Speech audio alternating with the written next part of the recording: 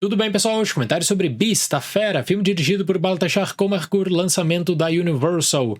Quem acompanha o canal sabe que eu gosto muito do Idris Elba, um ator realmente extremamente talentoso, só que mesmo assim eu fiquei extremamente surpreso quando vi o anúncio da distribuidora que esse filme pegaria a janela de agosto. Por quê?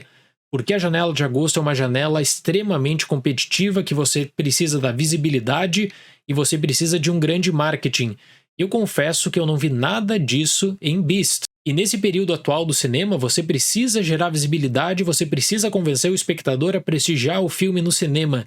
E nas últimas semanas aqui no canal, um tipo de comentário que eu venho recebendo muito é o seguinte: na minha sessão de Beast só tinha uma pessoa, quem sabe tinham 3, 4 pessoas, salas completamente vazias. Então, por um lado, você tem uma narrativa original em uma janela arriscada, só que aí você não tem o gasto com marketing e visibilidade que um longa como esses mereceria para o mês de agosto.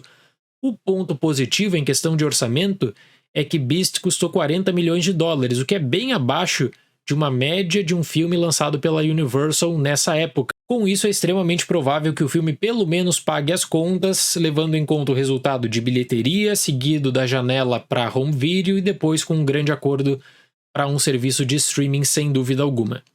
A melhor classificação desse filme é a seguinte: Idris Elba contra um leão. Então controle as expectativas, porque se você quiser uma grande aventura, um grande thriller, pode se decepcionar bastante. Porque a trama é aparentemente simples, só que para conseguir desenrolar com uma sequência de ações, o roteiro faz inúmeras concessões também, e aí claro que você precisa abraçar muito a suspensão de descrença durante a rodagem de Beast. Uma questão que é também interessante é a seguinte, que mesmo com várias decisões estúpidas tomadas pelo personagem do Idris Elba, a entrega do Idris Elba quanto à sensação de risco, por vezes acaba compensando. Nate, interpretado por Elba, decide retornar à África do Sul.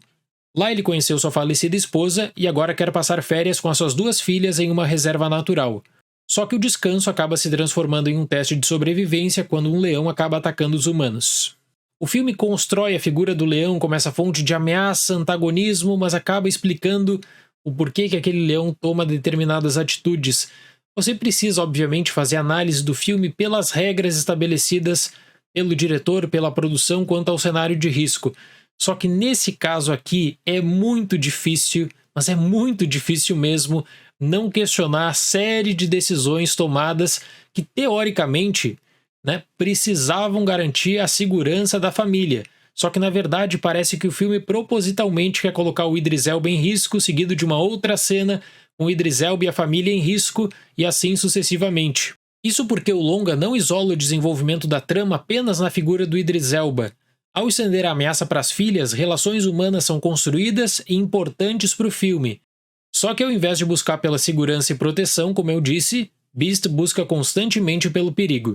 Eu penso que você até pode citar e usar como parâmetro de comparação o filme de 96, A Sombra e a Escuridão, só que o contexto é completamente diferente. Aquele contexto, um caso real que aconteceu no final do século XIX no Quênia, que é bem desenvolvido e que gera uma ameaça bem interessante também quanto ao uso dos leões. No caso de Beast, tem a questão da tecnologia, transporte, pedido de socorro.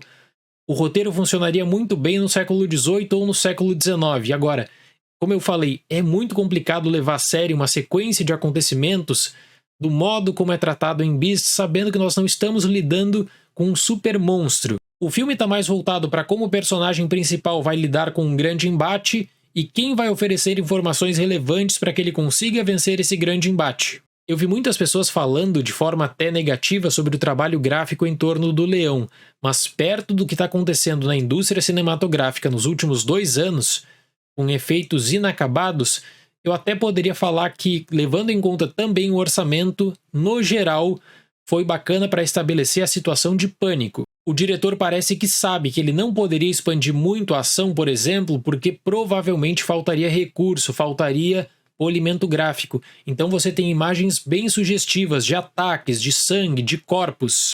Um outro fator que eu considero interessante mencionar nesse vídeo é que na filmografia do Baltasar Komarkur, o diretor, você vai encontrar vários filmes sobre a relação homem e natureza ou sobre um grande teste, uma luta pela sobrevivência.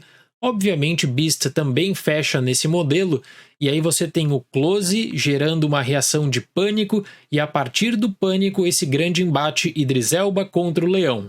E aí o leão é estabelecido como uma super ameaça e vários truques de câmera são utilizados para ampliar a intensidade da ação, apesar da possível distração na cena CGI contra CGI. Para um thriller também de aventura como Beast, eu fiquei até surpreso com o número de assuntos que o longa acaba abordando de forma direta ou indireta. Claro, você tem a relação do homem com a natureza, como eu falei, já que é tradicional da filmografia do Baltasar Komarkur, você tem a tentativa de superar o estado de luto e especialmente um evento traumático que ele acaba sendo gerado em cima do luto. Eu acredito que Beast tem um conjunto de ideias que aplicadas para a aventura funcionam bem, quem sabe isoladas na figura de uma pessoa contra um leão, poderiam funcionar bem, mas eu falei, né? Existe a questão da família, a proteção, e aí ele tá sempre buscando pelo risco.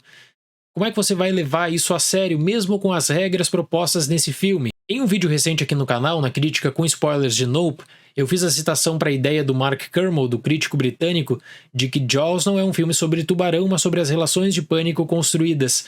E para um filme como Beast, eu penso que uma ideia semelhante até poderia ser abordada, mas só que ela é limitada pelo uso do leão, pela forma como o leão interage em uma cena final que poderia ser épica, só que acaba sendo frustrante não só pela interação gráfica, sabe?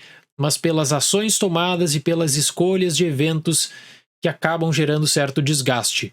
Para Beast, eu dou a nota 5. Fico curioso para ler os comentários de vocês, porque como eu demorei um pouquinho para publicar essa crítica, de vez em quando aparecia gente falando em outros vídeos também, né, sobre visões de Beast, e eu notei uma divisão bem grande. Certo, pessoal? Muito obrigado pela atenção, até o próximo vídeo e tchau!